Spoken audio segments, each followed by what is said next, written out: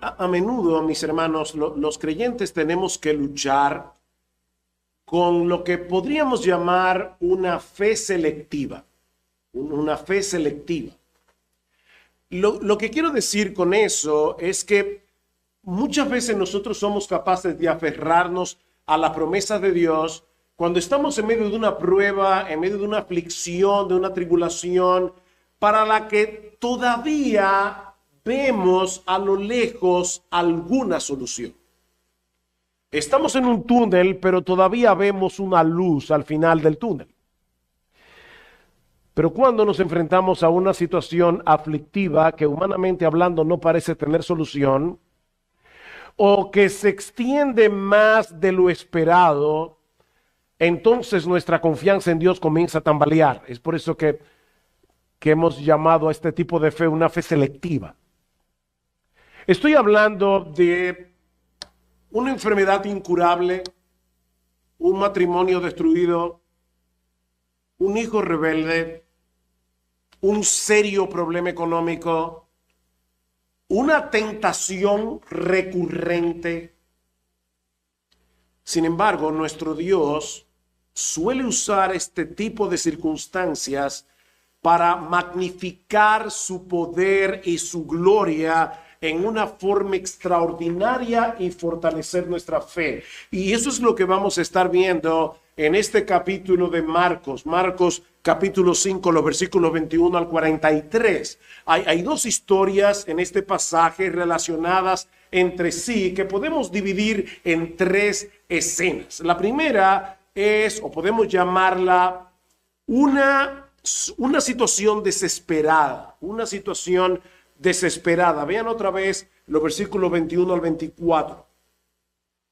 Pasando otra vez Jesús en una barca a la otra orilla, se reunió alrededor de él una gran multitud y él estaba junto al mar.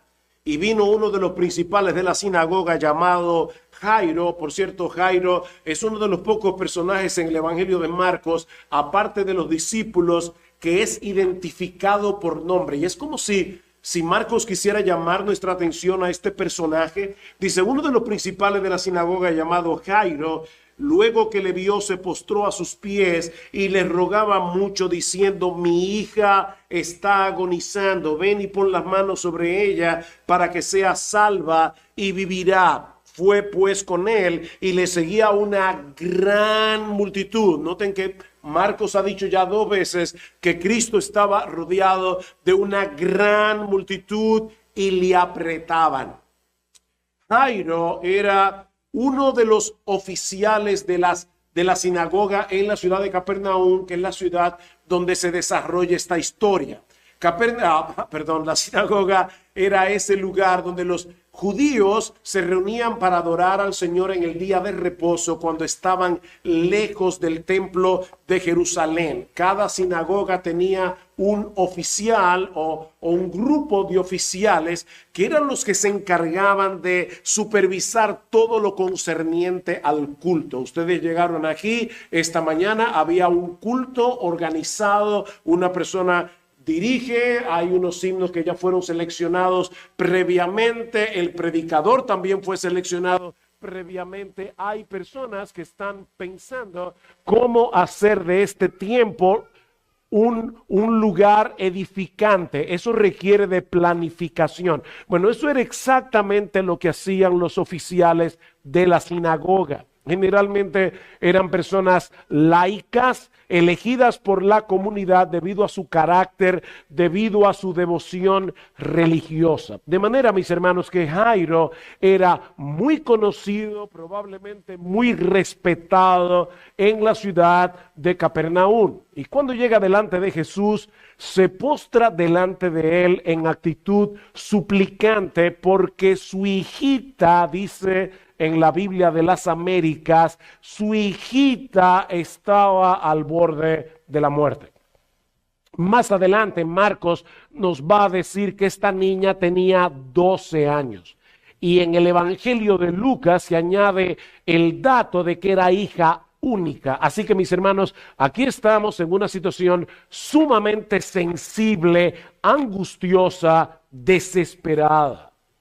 Pero Jairo cree que Jesús es capaz de sanar a la niña. Y esa fe no nace en un vacío. Recuerden que fue en Capernaum donde Cristo liberó a un endemoniado. En Marcos capítulo 1, versículos 21 al 28. De hecho, fue en la ciudad de Capernaum donde Cristo realizó la mayoría de sus milagros. Así que Jairo había sido testigo del poder, de la compasión de Jesús.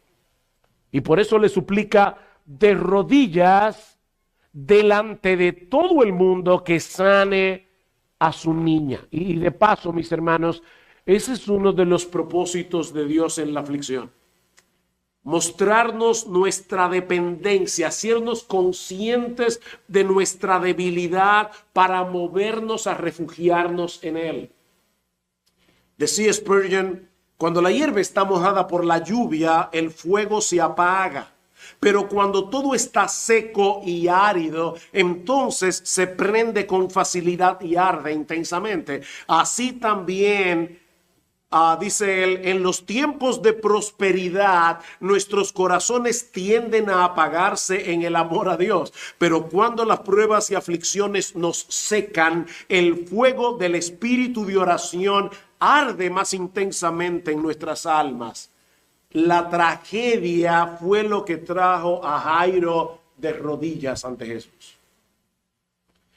Ahora, eso era muy arriesgado para un hombre de su posición social y religiosa. Recuerden, Jairo era un principal en la sinagoga. Todo el mundo sabía quién era Jairo. Y para este punto de la historia en los evangelios, ya Cristo era sumamente aborrecido precisamente por la cúpula religiosa de Israel.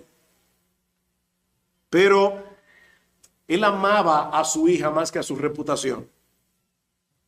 Su corazón de padre no le permitía estar atento a ninguna otra cosa que no fuera a ese último rayo de esperanza en la persona de Jesús. Jairo sabía que no había mucho tiempo para estarse preocupando por guardar el protocolo de una persona de su rango. Pero de repente ocurre algo inesperado que pone a prueba la fe de Jairo.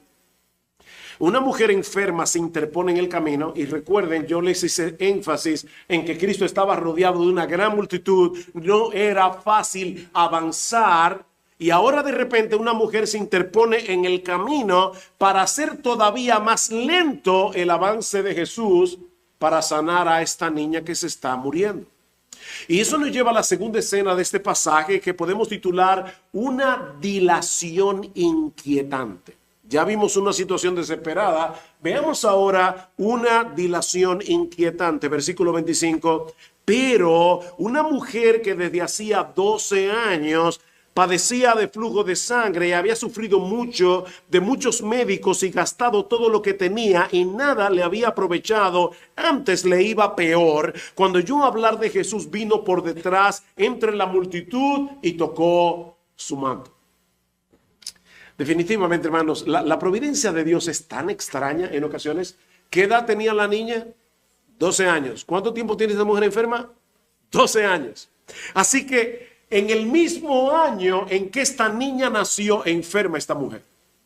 Y estas dos historias se mantienen separadas la una de la otra hasta que de repente quedan unidas para siempre por el encuentro con Jesús. Dios había orquestado las cosas para que la enfermedad de esta mujer, que había comenzado 12 años atrás, de repente pusiera a prueba la fe de Jairo. A veces nosotros pensamos, oye, pero este era el peor momento para que me pasara tal o cual cosa. Lo que tú no entiendes es que Dios está orquestándolo todo, para su gloria y para el bien de su pueblo. Dios había orquestado las cosas para que el mismo año probablemente en que esta niña nace, esta mujer enferma. Y Dios iba a usar, en algún punto de la historia, iba a usar la enfermedad de esta mujer para probar a Jairo.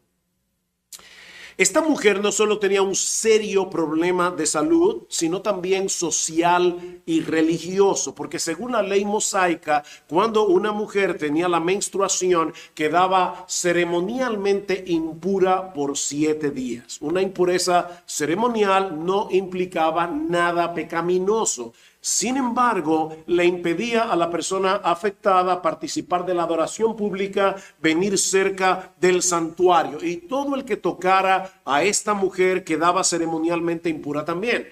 De manera, mis hermanas, yo quiero ahora que tú te pongas en la piel de esta mujer. Esta mujer llevaba 12 años sin la posibilidad de tener una vida normal. Aparte de la debilidad que seguramente padecía por la constante pérdida de sangre, esta mujer había tenido que sufrir vergüenza, había tenido que sufrir soledad. Esta mujer tenía 12 años que nadie la abrazaba. Esta mujer tenía 12 años que nadie le ponía la mano en el hombro. Esta mujer tenía 12 años viviendo completamente aislada de su familia, completamente aislada de sus amigos, completamente aislada de todo el que la rodeaba. Y para colmo de males, probablemente esta mujer también había tenido que sufrir la vergüenza de que personas en el barrio pensaran que ella estaba sufriendo esa enfermedad porque había pecado contra Dios. Porque siempre aparece alguien con un comentario cruel, con un comentario completamente inadecuado que añade prueba a la prueba. Y déjame decirte algo, mi hermano, mi hermana, si eso te ha pasado, y estoy casi seguro que te ha pasado, eso también es parte de la providencia divina. Esos comentarios. Todos estos elementos suelen mezclarse en las pruebas. Y para colmo de males, ella había gastado prácticamente todo lo que tenía en manos de un médico y otro médico y otro médico y otro médico. Se había empobrecido y Marcos dice que no había mejorado absolutamente nada, estaba peor. ¿Qué situación? Esta mujer había perdido toda esperanza. De hecho, ese es el tema prácticamente de este capítulo, porque si ustedes leen el capítulo 5 de Marcos, se van a dar cuenta que aquí tenemos a un endemoniado que nadie podía controlar, aquí tenemos a una mujer que nadie podía sanar y a una niña que nadie podía revivir. Es un capítulo donde la desesperanza está por todas partes, hasta que de repente esta mujer escucha que Jesús ha vuelto a Capernaum. Y al igual que Jairo, ella decide poner a un lado su condición de impureza y mezclarse entre la multitud para llegar hasta él. Porque ella pensaba, si tan solo toco su manto, sanaré. Y realmente cuando esta mujer toca el manto de Jesús, ¿qué sucede? Versículo 28 dice, porque decía, si tan solo tocare su manto, seré salva. Y enseguida, una frase muy característica de Marcos, y enseguida la fuente de su sangre se secó y sintió en el cuerpo que estaba sana de aquel azote. Lo que los médicos no habían podido hacer durante 12 años, Jesús lo hace en un segundo y gratis. Nuestro poderoso y precioso y compasivo Señor.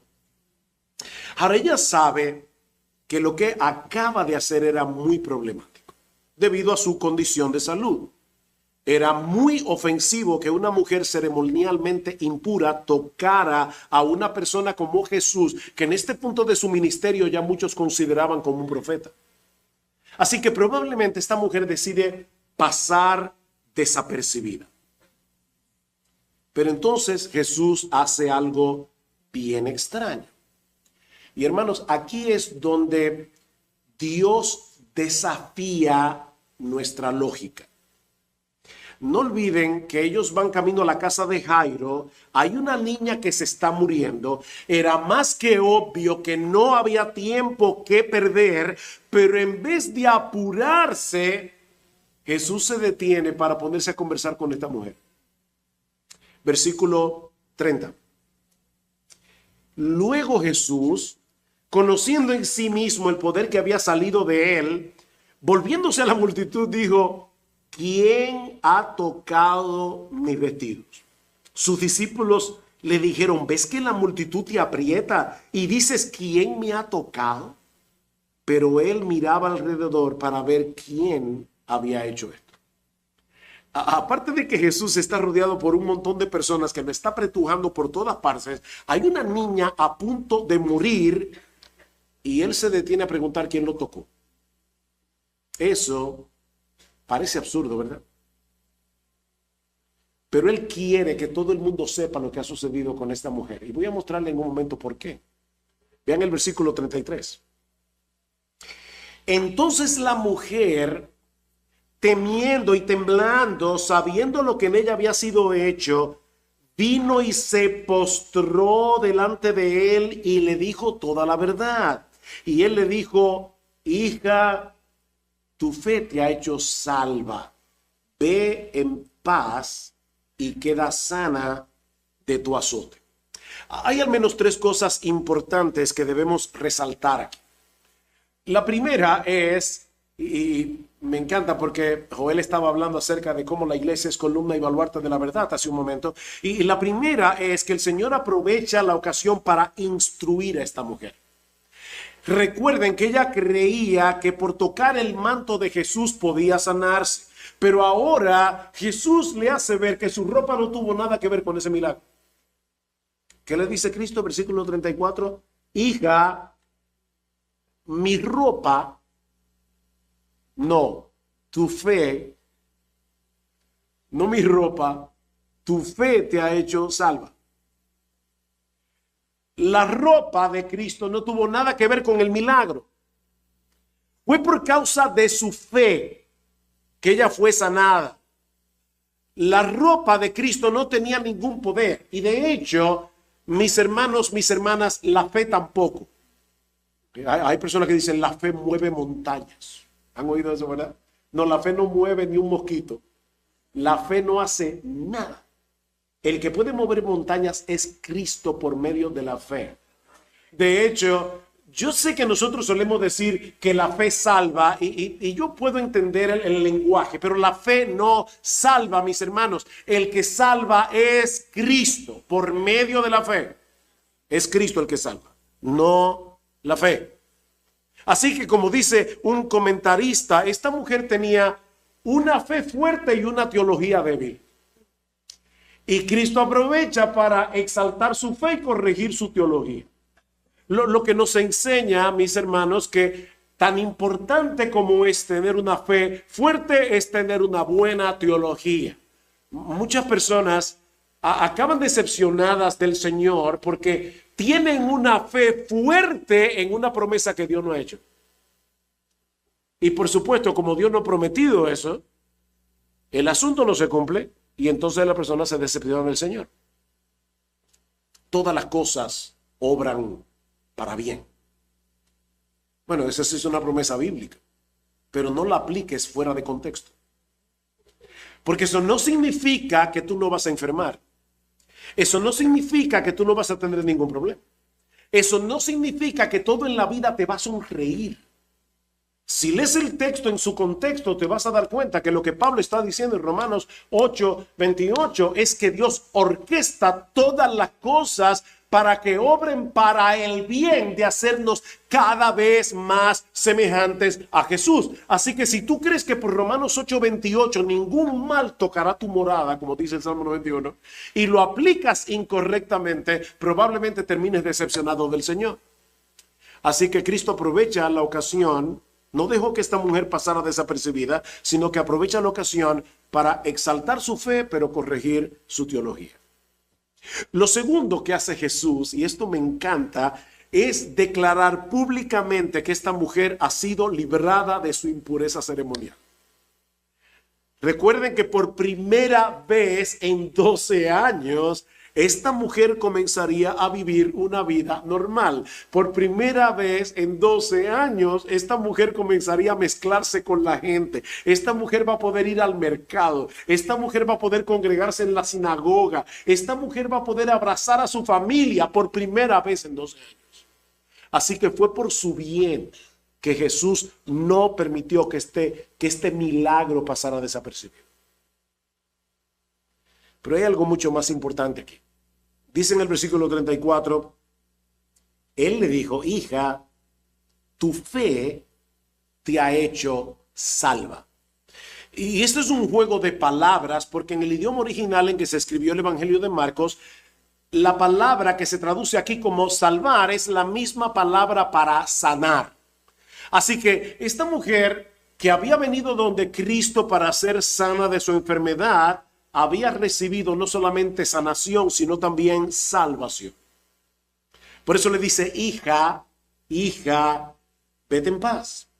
Y la idea es, hija, comienza a disfrutar del shalom de Dios. No es simplemente vete en paz, como vete tranquila. No. La idea en la mente del judío es comienza a experimentar, comienza a disfrutar del shalom de Dios. El shalom es la plenitud que solo podemos experimentar en comunión con Dios. Cristo dice, yo he venido para que tengan vida y para que la tengan en abundancia. Ahora, volviendo a la historia de Jairo, imagínense la irritación de los apóstoles y la angustia de Jairo, que va en aumento cada segundo. Su niña está en peligro de muerte. La multitud que rodea a Jesús no lo deja avanzar más rápido, pero él decide detener la marcha para conversar con esta mujer. Mis hermanos, mis hermanas, lo que Jesús está haciendo aquí, no solo humanamente hablando parece irracional, sino también irresponsable. ¿Qué pasaría si a la sala de emergencia de un hospital llegaran al mismo tiempo una mujer con una enfermedad crónica pero no mortal y una niña que se está muriendo, y el médico decide atender primero a la mujer y la niña se muere? Que los padres de la niña pudieran demandar a este médico por negligencia médica, ¿no es así? Pero eso fue precisamente lo que Jesús decidió hacer. Lidiar primero con la mujer en vez de atender a la niña. Y en el interín sucede lo que todos temían. La niña muere. Lo que nos lleva a la tercera escena de la historia, que vamos a titular Cuando la desesperanza se encuentra con la omnipotencia.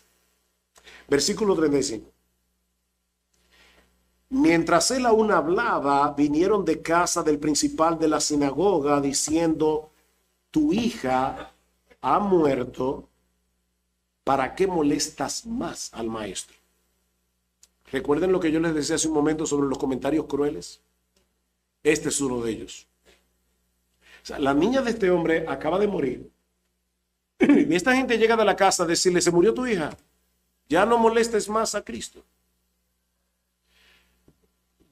Mis hermanos, yo quiero volver a repetir eso otra vez, porque es tan importante. A veces en la iglesia la gente no tiene tacto y quiere el Señor que tú no seas uno de esos, pero probablemente sí vas a ser víctima de eso. La gente no tiene tacto. Esto es típico en las bodas. Hay una soltera ahí que tiene deseos de casarse, pero no tiene novio. Y entonces comienzan los comentarios. ¿Y tú cuándo te vas a casar? Claro, solteras, en esos momentos actúen con misericordia, ¿verdad? No con molestia, pero es que a veces yo pienso que una respuesta sería, ¿qué tú quieres? ¿Que ponga un anuncio en el periódico? O sea, ¿qué comentario más inadecuado?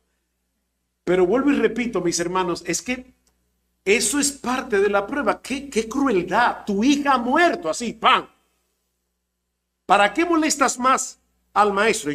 No es difícil imaginar, aquí hay muchos que son padres, no es difícil imaginar lo que estas 4 palabras tienen que haber hecho en el corazón de Jesús. Tu hija ha muerto.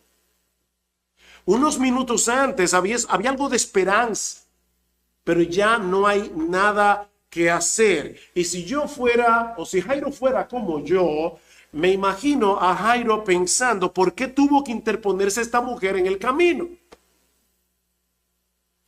No pudo haber esperado, tenía 12 años enferma, no pudo haber esperado un poco más para ser sanada y darle el chance a una niña que tenía toda una vida por delante. Pero ahora Jesús lo ayuda a poner su mente en perspectiva. Versículo 36. Pero Jesús, luego que oyó lo que se decía, dijo al principal de la sinagoga, no temas, cree solamente. Su niña acaba de morir y aún en medio de esa angustia, Cristo le dice, ¿sabes una cosa, Jairo? No tengas temor. No tengas temor, confía en mí. Cree solamente.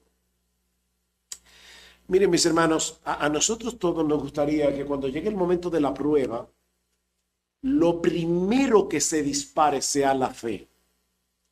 Pero si somos honestos, cuando llega de repente la prueba a nuestra vida, lo primero que se dispara es la duda. O yo soy el único. Le preguntaron a un señor, ¿es usted creyente? Y dijo, no, yo soy dudante.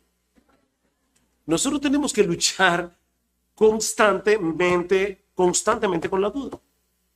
Y precisamente es en ese momento cuando nosotros tenemos que hacer algo con la fe. Ustedes recuerdan a los discípulos en la barca se está hundiendo, las olas se están anegando, la pequeña embarcación, y de repente despiertan a Jesús desesperado y le dicen, es que a ti no te importa que estamos a punto de perecer. Y de repente Cristo se levanta del sueño, estaba dormido, y Cristo le dice, ¿por qué estáis amedrentados, hombres de poca fe? Y en el Evangelio de Lucas dice que Cristo les pregunta, ¿dónde está vuestra fe? Fíjense, ellos tenían fe. El problema es que no hicieron absolutamente nada con la fe que tenían.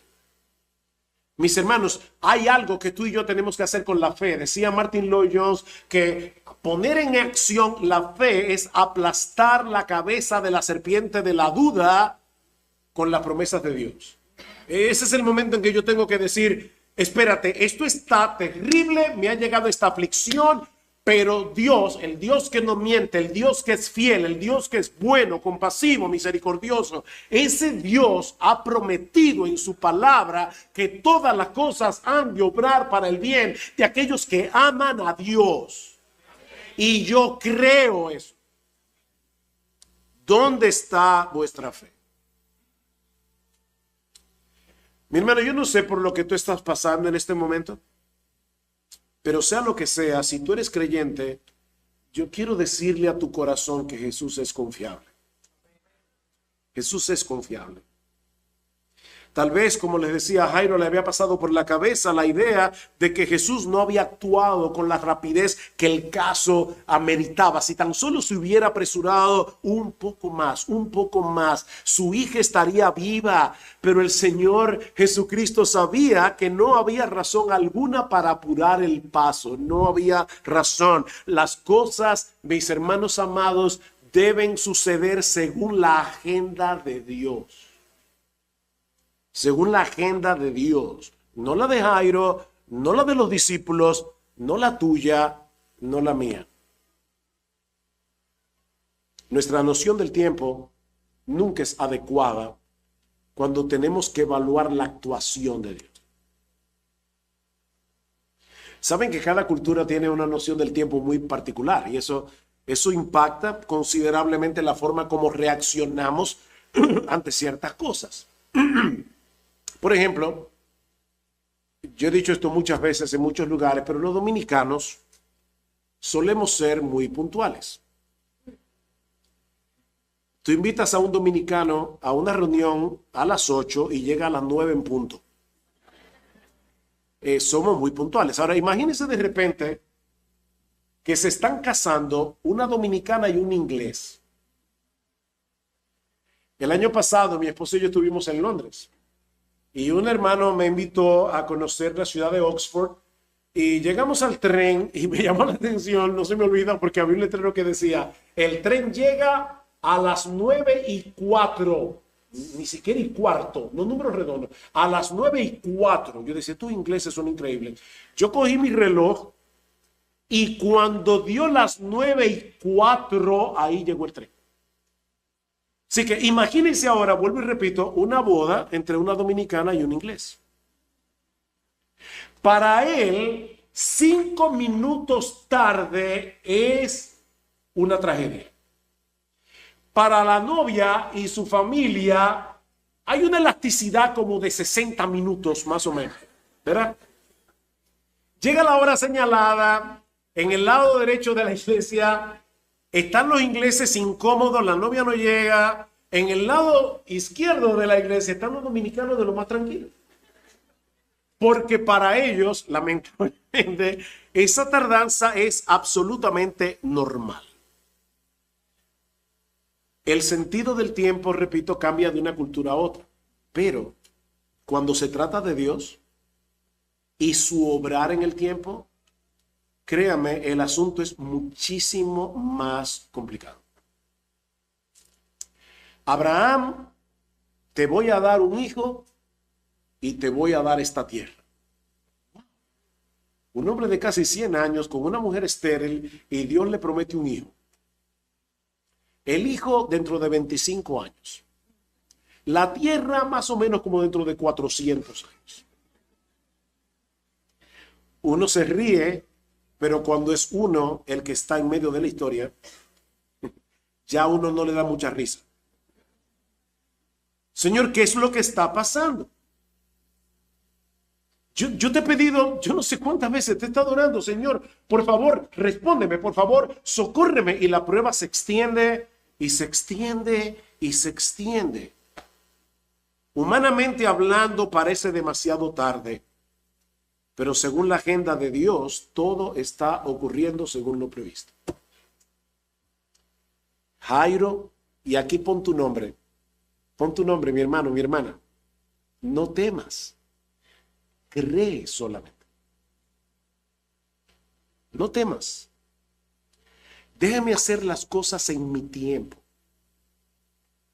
¿No es verdad, mis hermanos, que a veces uno quisiera pedirle a Dios que le dé el guión de su vida para reescribirlo, editarlo un poco? ¿Tú crees que si Dios te diera los decretos, todo lo que Él ha decretado para ti y te dijera, edítalo como tú quieras, ¿tú crees que tú lo harías mejor que Dios? Déjame hacer las cosas en mi tiempo y tú verás que al final de cuentas será infinitamente mejor que en el tiempo tuyo. ¿Ustedes recuerdan la historia de José? Seguramente que sí. José está preso en una cárcel en Egipto. Pasaron 13 años. 13 años. Eso es un montón de tiempo. El copero y el panadero tienen un sueño. José interpreta adecuadamente el sueño del copero, el sueño del panadero. El copero es restaurado en su puesto y antes de salir de la cárcel, José le dice, por favor, cuando tú seas restaurado en tu puesto, acuérdate de mí. ¿Qué pasó? El copero se olvidó por 2 años más. Uno lo dice rápido, 2 años. ¿Qué hubiera pasado si el copero se hubiera acordado de José en el momento en que sale de la cárcel? Que José habría sido un expresidiario en Egipto y nada más. Pero como el copero se olvidó y pasaron 2 años, entonces fue que sucedió lo del sueño del faraón. Y por esa razón, por esa dilación, José llegó a ser el segundo en Egipto. ¿Se dan cuenta, mis hermanos, que la agenda de Dios siempre es mejor que la tuya y la mía? Siempre es mejor. Lo sorprendente de esta historia es que contra toda posibilidad razonable, Jairo decide seguir confiando en Jesús. ¿Tú vas a hacer lo mismo? Por favor, uno lee la Biblia a veces como y no pone la imaginación, no se pone en la piel de los personajes.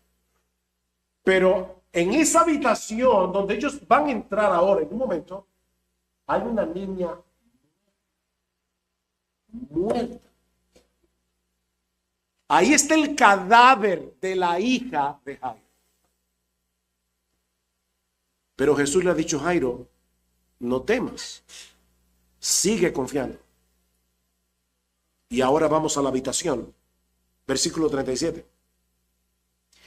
Y no permitió que le siguiera nadie, sino Pedro, Jacobo y Juan, hermanos de Jacobo, y vino a casa del principal de la sinagoga y vio el alboroto y a los que lloraban y lamentaban mucho. Déjenme poner esto en contexto.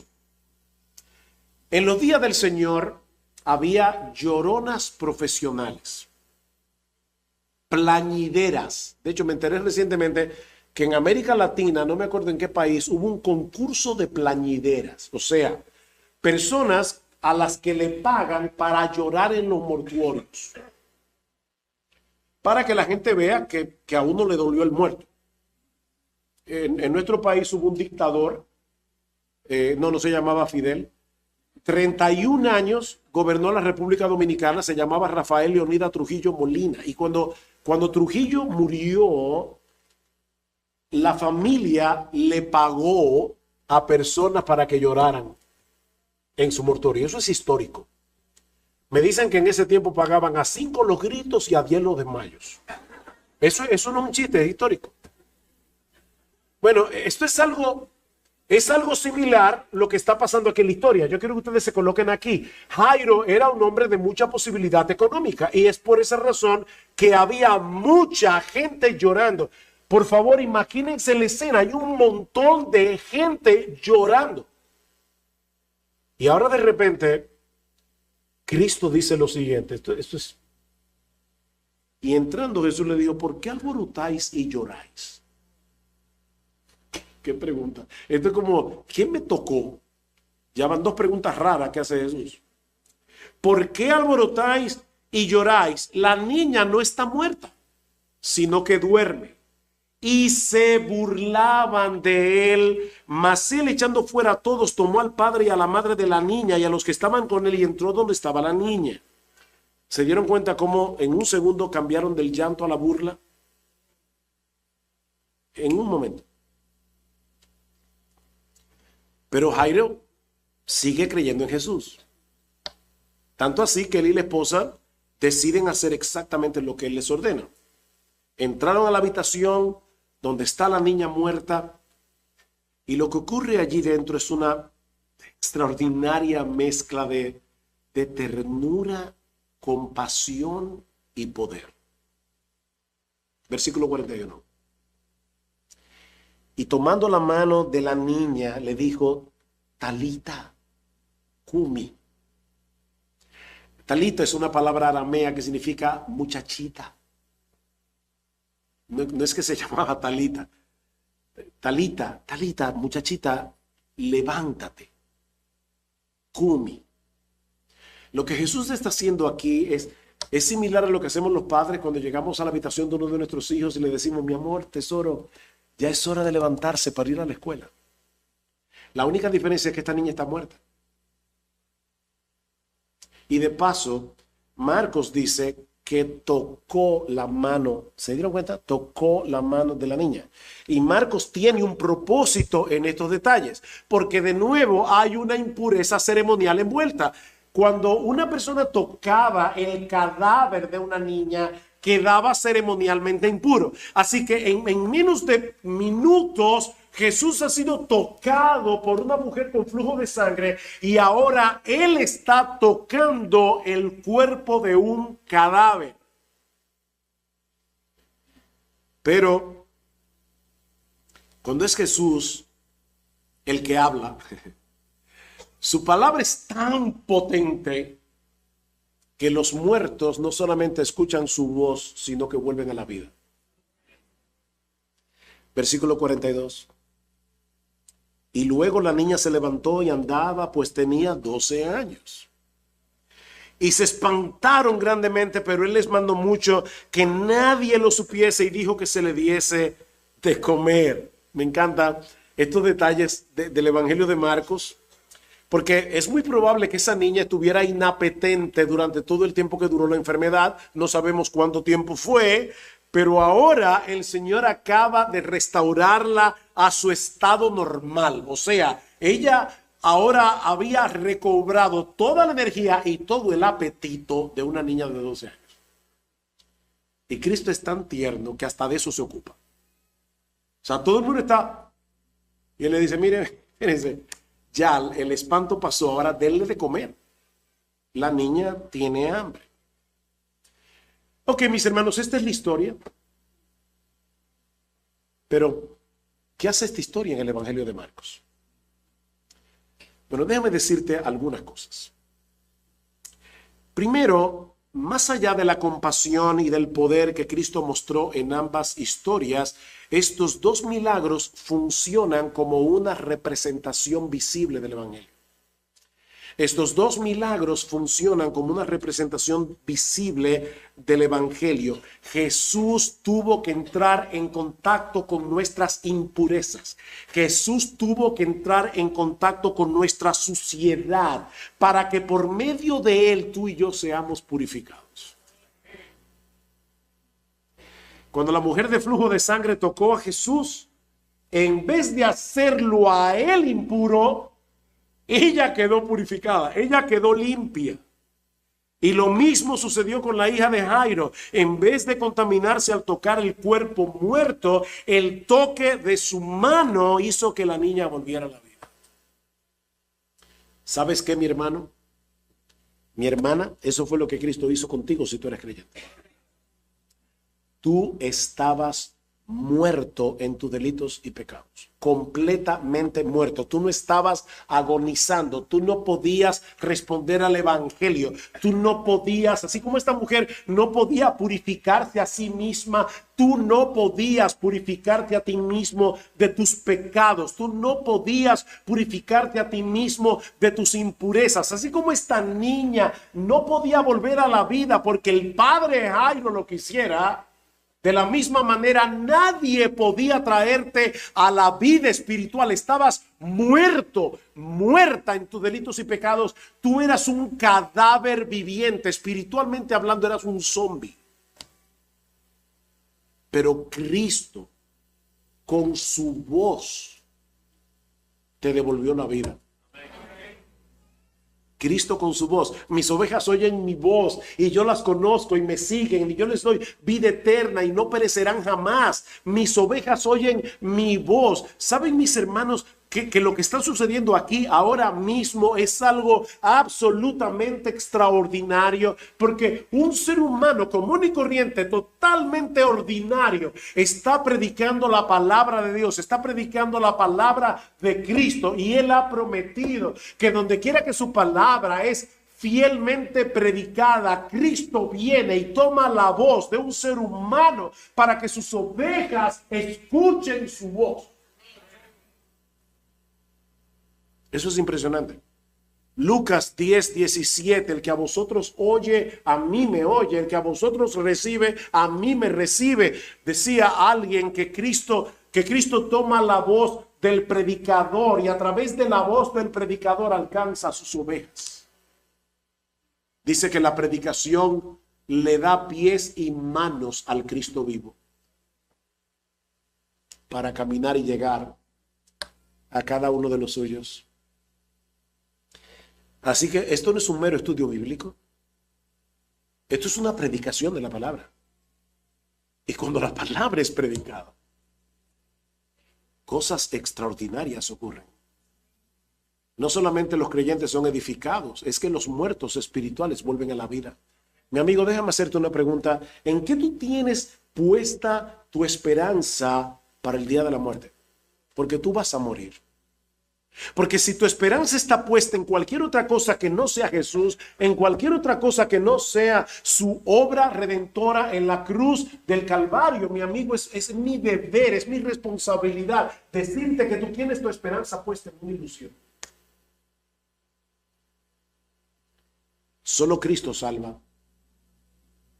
Y solo salva por medio de la fe. Al que no conoció pecado, por nosotros Dios a él lo hizo pecado para que nosotros fuésemos hechos justicia de Dios en él. Necesitamos abrazar a Jesús por la fe para ser librados del poder, la vergüenza, la culpa, la condenación del pecado. En ningún otro hay salvación, dice Hechos 4:12. No hay otro nombre bajo el cielo dado a los hombres en el cual podamos ser salvos. Hay un solo Dios y un solo mediador entre Dios y los hombres, Jesucristo, hombre. Yo soy el camino, dice Jesús, la verdad, la vida. Nadie viene al Padre sino por mí. Pero también aprendemos de estas dos historias, y yo les ruego al Señor que si tú estás aquí atribulado, el Señor consuele tu corazón en esta mañana. Aprendemos de estas dos historias que Dios no solamente sabe qué hacer en situaciones desesperadas, sino también cómo hacerlo y cuándo hacerlo. Dios sabe qué hacer, créeme, Dios sabe qué hacer en situaciones desesperadas. Él sabe cómo hacerlo y cuándo hacerlo. Yo les decía al principio que les daba las gracias porque ustedes oraron por las cirugías de mi esposa, ya van 2. Pero la primera, que fue en febrero, mi esposa tenía desde noviembre con un fuerte dolor de espaldas y el doctor, el neurocirujano, acordó que la operación sería el 7 de febrero, 7 u 8 de febrero, caía jueves. Unos días antes el médico me llama y me dice, a Sugel, la operación no va a poder ser el jueves. Hubo un problema con la gente esta que iba a dar el servicio de equipo, va a ser el sábado. Esperar 3 días más. El sábado me llama el doctor un día antes y me dice, Sugel, la operación no puede ser el sábado porque se ha presentado otro problema, la operación va a ser el domingo. Y bueno, el domingo a las 8 de la mañana. El domingo a las 8 de la mañana el quirófano está ya preparado para entrar a mi esposa, estamos en la sala prequirúrgica y llega el médico y nos dice, lo lamento muchísimo, pero no voy a poder operar a Gloria ahora. Yo operé ayer a una niña de 12 años precisamente y se está desangrando, la niña se está muriendo y queremos aprovechar el quirófano que ya está esterilizado para operar a la niña. Y le dijimos, bueno doctor, nosotros confiamos en la providencia divina, opere a la niña.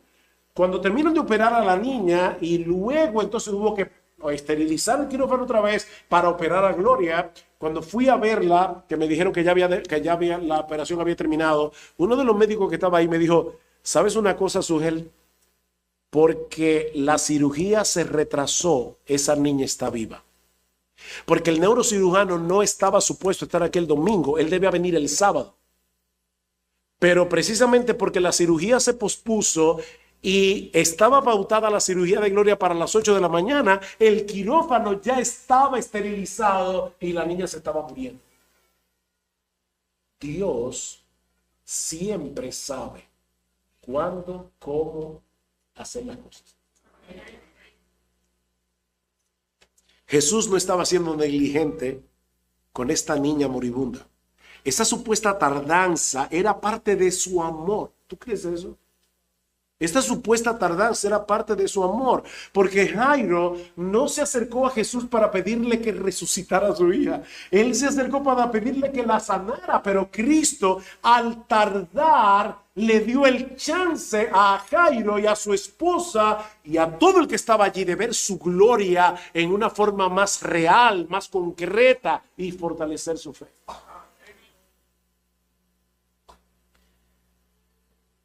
¿Saben que si somos honestos, la razón por la que nosotros nos desesperamos en medio de la prueba es por nuestra falta de fe y en cierto modo, y de verdad mi hermano, yo no quiero ofenderte en medio de tu dolor, pero en cierto modo es por nuestra arrogancia. Es por nuestra arrogancia. Y yo lo sé porque yo he tenido que lidiar con esa soberbia en mi propio corazón, muchas veces. En el fondo, lo que está detrás de nuestro descontento es el pensamiento de que si Dios nos hiciera caso, las cosas funcionaran mejor. Y por eso nos abatimos. Y Dios, en su amor nos hace esperar. Dios en su amor nos hace esperar para que tengamos una correcta perspectiva de la realidad y para darnos la oportunidad de fortalecer nuestra fe al tener que hacer uso de ella. ¿Recuerdan dónde está tu fe? Bueno, este es el momento para usarla. Él no siempre nos dará lo que queremos, pero siempre nos dará lo que necesitamos. Dios siempre hará lo que es mejor para su gloria y para nuestro bien. Yo me imagino a Pablo pensando, wow, si yo no tuviera este aguijón en mi carne, ¿cuántas iglesias hubiera podido fundar? Padre, por favor, quítame este aguijón. No, Pablo, no. No te voy a quitar este aguijón porque mi poder se perfecciona en la debilidad. Mi poder se perfecciona en la debilidad. Decía alguien, Jesús acaba de expulsar a un demonio de un hombre que nadie podía controlar. Ahora sana a una mujer que ningún médico puede curar y resucita a una niña cuando toda esperanza se desvanece. Y el único requisito para acceder a ese Cristo poderoso y compasivo, dice este autor, es tener en él una fe intrépida. Es creer cuando todo parece perdido, cuando no parece lógico seguir creyendo. No temas, mi hermano, cree solamente. Cree solamente. ¿Saben que una de las razones más importantes por las que nos congregamos como iglesia en el día del Señor es para alimentar nuestra fe por medio de su palabra? ¿Qué hacemos los domingos en la iglesia? Nosotros oramos la palabra, nosotros cantamos la palabra, nosotros predicamos la palabra y de esa manera el Señor está viniendo a su pueblo porque Cristo viene por medio de su palabra. El Señor está viniendo a su pueblo para alimentar nuestra fe. ¿Tú viniste a la iglesia hoy con esa expectativa? Señor, yo necesito comida, yo necesito que tu palabra alimente mi fe. El otro día uno de los pastores nos envió por el chat de pastores un poema escrito por Paul David Tripp en un libro que se titula, en inglés es Sunday Matters, pero en español sería El Domingo Importa. Y ahora escuchen parte de este poema. Tengo un problema en mi vista. No es que mis ojos físicos estén apagando. Mi problema son los ojos de mi corazón. A menudo me falta claridad de visión para vivir con un corazón sumiso, para vivir libre de quejas, para vivir con gratitud, para vivir con alegría, para vivir con un corazón tranquilo, para vivir con confianza en ti, para vivir para una gloria mayor que la mía, para vivir con la eternidad en mente, para vivir con una esperanza inquebrantable, para vivir con valentía humilde, para vivir una vida moldeada por el amor, para vivir dispuesto a perdonar, para vivir con un corazón generoso, para vivir con un afligido por mi pecado, para vivir comprometido con la confesión y el arrepentimiento, para vivir descansando en la justicia de Cristo, para vivir una vida de fe, no de miedo, para vivir creyendo que tú me has dado todo lo que necesito, para vivir libre de la adoración de ídolos, para vivir con un corazón tierno y maleable, para vivir de verdad. Con demasiada frecuencia dejo que las luchas y las decepciones de la vida dominen tanto mi visión, mi meditación, mis interpretaciones, que quedo temporalmente ciego a ti, a tu presencia, a tus promesas, a tu poder, a tu gracia siempre activa. Dejo que los problemas me definan, dejo que las decepciones digan quién soy, dejo que el miedo abrume a mi fe, dejo que las quejas tomen el lugar de la alabanza. Dejo que mi ceguera me haga preguntarme dónde estás, qué estás haciendo, si acaso escuchas mis clamores, si tus promesas todavía son confiables. Dejo que mi ceguera me haga colocarte en la corte de mi tribunal y cuestionar tu fidelidad y tu amor, de manera que corro de nuevo con tu pueblo. no solo para cantar canciones de redención, no solo para escuchar la instrucción de tu palabra, sino para que, ayudado por estas cosas, pueda abrir los ojos de mi corazón, pueda contemplar tu belleza una vez más, pueda tener una visión corregida de las cosas, pueda verte una vez más en la gloria de tu esplendor, en la majestad de tu gracia, y habiendo contemplado tu belleza, postrarme en gozosa rendición y levantarme a vivir con la esperanza restaurada y el coraje de una fe renovada. ¿Vas a poder salir de aquí así? Señor, vine con miopía hoy a congregarme con tu pueblo. Gracias por ayudarme a ver mejor.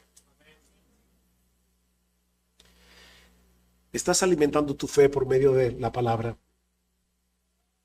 Desead como niños recién nacidos la leche espiritual no adulterada, para que por ella crezcáis para salvación, si es que habéis gustado la benignidad del Señor. Y ese texto no está hablando de nuevos creyentes, está hablando de cristianos. No importa que tengas 40, 50, 60 años en la fe, mi hermano, mi hermana, desea, anhela, como un niño recién nacido anhela la leche materna. Así desea la palabra de Dios. ¿Estás alimentando tu fe por medio de la palabra de Dios? ¿Vienes cada domingo con la expectativa de ser alimentado y de tener un encuentro cara a cara con el Señor? ¿O quiere el Señor abrir los ojos de nuestro entendimiento a la realidad de su amor, de su poder, de su sabiduría, de su ternura, de su compasión, mientras escuchamos su palabra predicada y mientras la leemos cada día, en dependencia del Espíritu Santo? Mi anhelo y mi oración por todos ustedes, hermanos de la iglesia en Miami, y por mí mismo, es el que Pablo expresa en Romanos capítulo 15, versículo 13, que el Dios de esperanza os llene de todo gozo y paz en el creer, para que abundéis en esperanza por el poder del Espíritu Santo. Que Dios bendiga su palabra. Padre, nosotros queremos darte muchas gracias, oh Señor, por hablarnos por medio de tu palabra. Gracias, Señor, porque tu Espíritu Santo quiso dejar registrado en este libro estas dos historias que hoy nos hablan del amor, del poder, la sabiduría, la gracia, la compasión, la ternura, el cuidado de nuestro precioso Señor y Salvador Jesucristo. Padre bueno, aquí hay personas que probablemente nunca han venido a Cristo en arrepentimiento y fe. Están confiando en ilusiones.